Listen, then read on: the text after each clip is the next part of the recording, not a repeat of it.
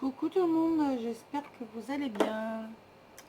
Alors, la dernière fois sur ma présentation de perfo de chez Stampin' Up, j'ai oublié de vous dire comment je les rangeais. Enfin, sur la vidéo qui est sortie, je n'en parlais plus. J'ai tellement fait et refait que j'ai fini par oublier. C'est pas grave, je le fais maintenant parce qu'on me l'a réclamé. On m'a demandé, oui, mais comment tu les ranges? Donc je vous dis. Un bac que j'achète chez Action qui est normalement fait pour aller dans les frigos. C'est celui-là. Il n'est pas très large. Il est long. On peut y mettre jusqu'à 8 perfos. Les classiques. Le grand modèle. Mais il y a plus grand. Il y a celui des étiquettes qui tient également dedans. Donc on peut en mettre jusqu'à 8. C'est déjà pas mal. Et je peux vous assurer que ça fait du poids. Après, moi j'en mets, pour l'instant, j'en ai 6 grandes et 2 petites. Si j'avais une troisième petite, je pourrais la glisser là et ça me ferait quand même dans ma boîte 9 perfos. Ce qui n'est pas négligeable, c'est déjà un beau rangement. Ensuite, mon bac, je peux le ranger. Enfin, moi perso, j'ai un grand bloc de tiroirs, là, les 3 tiroirs de chez Action en plastique. Ça va bien aussi bien en large qu'en long. On peut en mettre 3 l'un à côté de l'autre. C'est ce que moi je fais d'ailleurs, dans ce sens-là. Et j'ai encore la place derrière de mettre une boîte qui est normalement à thé. Mais moi j'ai enlevé le couvercle. Et je fais un petit rangement. Voilà, ça me fait 6 compartiments pour ranger des tags, des bidules, des trucs. Enfin, voilà comment je range mon tiroir. Et dans celui-là, j'y mets ma machine de découpe, ma mini machine de découpe. Je vais y arriver. Elle tient impeccable. J'y mets les plaques. Comme ça, tout est au même endroit. J'ai pas besoin de chercher. C'est propre, c'est rangé. Et voilà. Tout dans le même tiroir. Ça fait un peu de poids. Mais bon, voilà. Pour l'instant, je suis obligée de faire comme ça. Voilà. Bon, sinon, après, vous pouvez mettre ça dans une étagère. Les poser les unes sur les autres. Excusez-moi pour le bruit. Normalement, elles sont faites pour être posées les unes sur les autres. Ça se bloque, mais bon, le problème, c'est que quand vous voulez celles du dessous, il faut toutes les sortir. Ou vous mettez une plaquette, vous faites un style d'étagère, ce qui est faisable également. En fait, elles sont faites pour se mettre les unes dans les autres, parce que le dessous s'encastre dans celle du dessus. Voilà. J'espère avoir répondu à ta question, Véro. C'est toi qui voulais savoir comment je les rangeais. Ensuite, je vais vous montrer le tuto et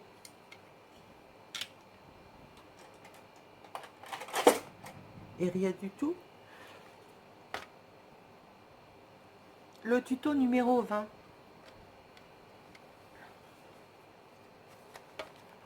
Qui se présente, comme ceci. Donc j'en ai fait une partie, mais il se présente en 2 parties. J'en ai fait une pour vous montrer, et puis l'autre qu'on va faire ensemble. Donc c'est un livret de fin de travaux. L'idée me vient de Kizzy. Merci ma belle.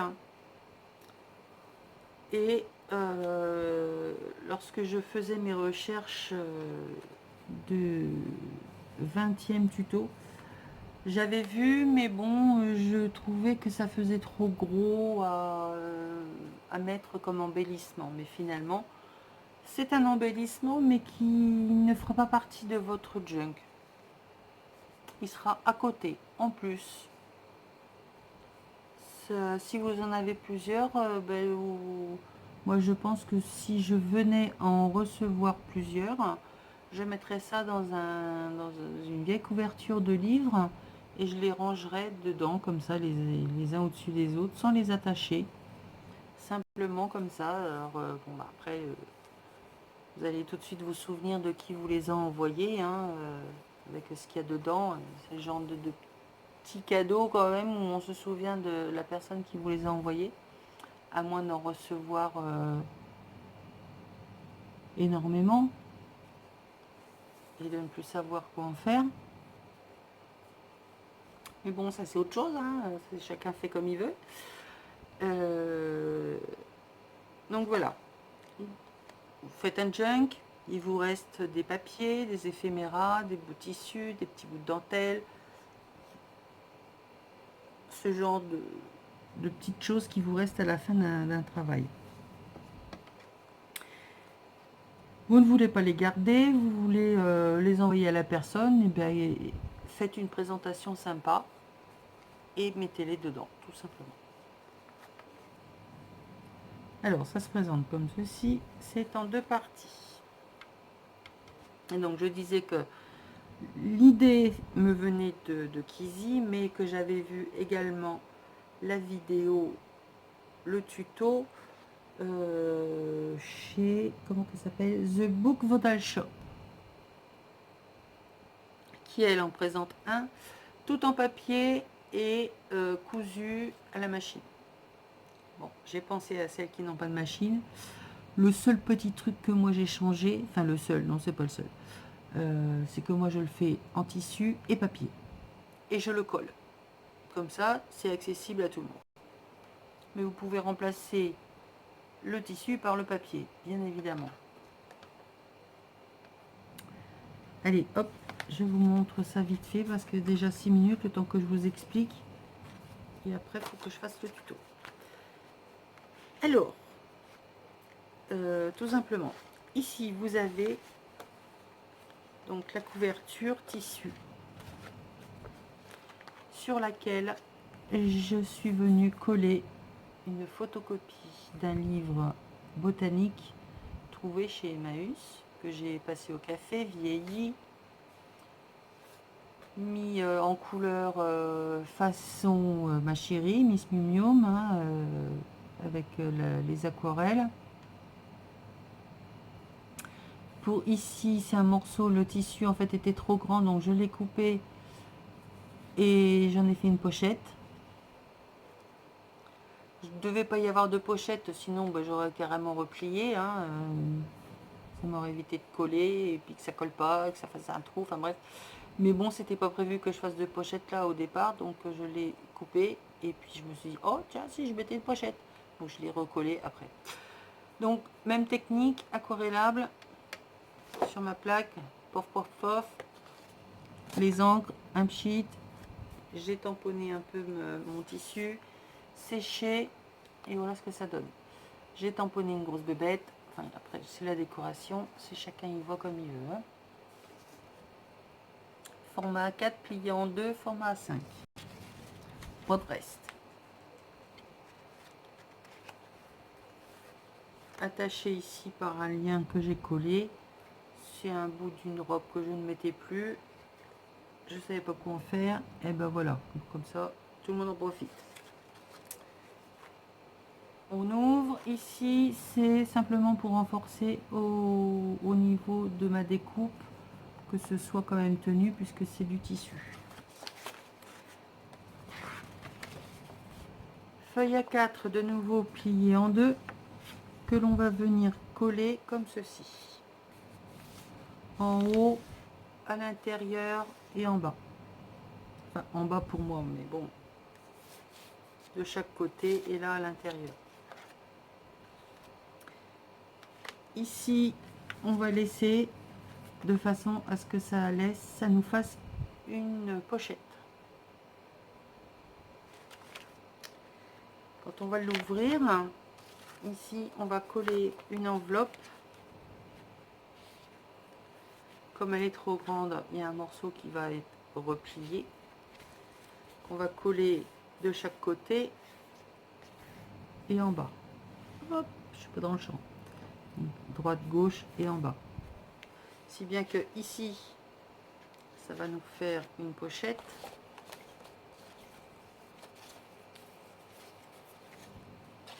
On va pouvoir donc y glisser quelque chose là derrière.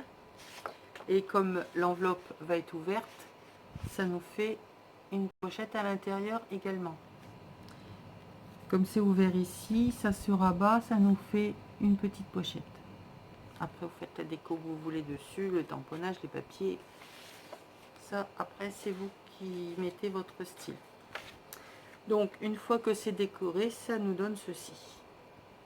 Donc, la pochette devant, on peut déjà y glisser quelques petits trucs. La pochette, première pochette, on peut y mettre des grands morceaux de papier, hein, format un peu moins grand que A5 puisque c'est déjà du format A5. Enfin, on peut déjà glisser quelques petites choses là. Ici, j'ai simplement fait une décoration, je ne fais pas de pochette. Et quand on ouvre, on peut également déposer dessus, faire comme une chemise, hein, puisque là, ça se rabat. Et de nouveau, donc c'est bien emprisonné, ça ne se sauvera pas. Et donc là, quand on ouvre, on a donc bien notre pochette de la petite partie de l'enveloppe qui est repliée, l'intérieur de mon enveloppe et l'arrière de mon enveloppe où je peux y glisser des petites choses. Une fois que les deux parties sont ouvertes, ça vous donne ceci. Donc là, on va faire ensemble. Et là, c'est décoré. De chaque côté, on a les enveloppes avec un tas de petits rangements. Donc j'ai trouvé l'idée assez sympathique. Si j'avais su, ça aurait été bien que j'y pense au début. Comme ça, j'aurais pu mettre à l'intérieur tous les petits bouts de papier qui me restaient de tous les tutos. Pas tous, bien sûr, mais bon, une partie. Donc j'espère que ça va vous plaire, que l'idée vous plaira, enfin voilà, que le concept de rangement, d'échange, de petits cadeaux à offrir. Qu'est-ce qu'il y a, ma moumou, non m'en fait fille la choua. Mais oui, mais t'étais au soleil, t'es bouillante. Hein. T'es folle, toi. Il fait 40 dehors, elle se met en plein soleil. T'es folle, hein. Reste là. Voilà. Alors, je vous passe sur mes mains et puis en accéléré avec de la musique, hein, enfin j'espère, parce que je sais pas si ça vous est arrivé à vous, mais Nani a fait une vidéo. Je vous en parle parce que c'était l'ouverture de mon enveloppe. J'ai laissé un commentaire. Elle me répond. Je veux aller lui répondre. Et ben je vois sa réponse à elle dans mon fil d'actualité, on va dire, hein, dans mon historique. Mais je ne vois plus mon commentaire. À chaque fois, il a disparu. Je me suis dit, bon, voilà, la première fois, j'ai peut-être dit une bêtise. Hein, ça n'a pas plu et ils l'ont supprimé. Il y avait 2 fois où ils l'ont supprimé. Ce coup-ci, ça fait un petit peu... Donc, ne vous étonnez pas de ne plus voir vos commentaires sous certaines des vidéos. Il faut rester sage, il ne faut pas dire de bêtises. Il ne faut pas utiliser de je ne sais pas quoi comme mot, d'ailleurs, parce que pour une fois, j'étais sage. Enfin, je vous le dis, vérifiez vos commentaires s'ils restent bien sous les vidéos des copains, des copines. Parce que bon, des fois, on peut dire, ouais, elle n'a pas répondu, nanani, nanana. Alors, je ne sais pas si il n'y a que la personne à qui c'est concerné continue à les voir, s'il reste pour elle, ou si, je sais pas, j'en sais rien. Enfin, c'est pas top, quoi. Ah, on fait plus ce qu'on veut, hein. Vive la liberté d'expression, je vous le dis, moi. Allez, en accéléré, en musique, et on termine le numéro 20. Bisous, bisous.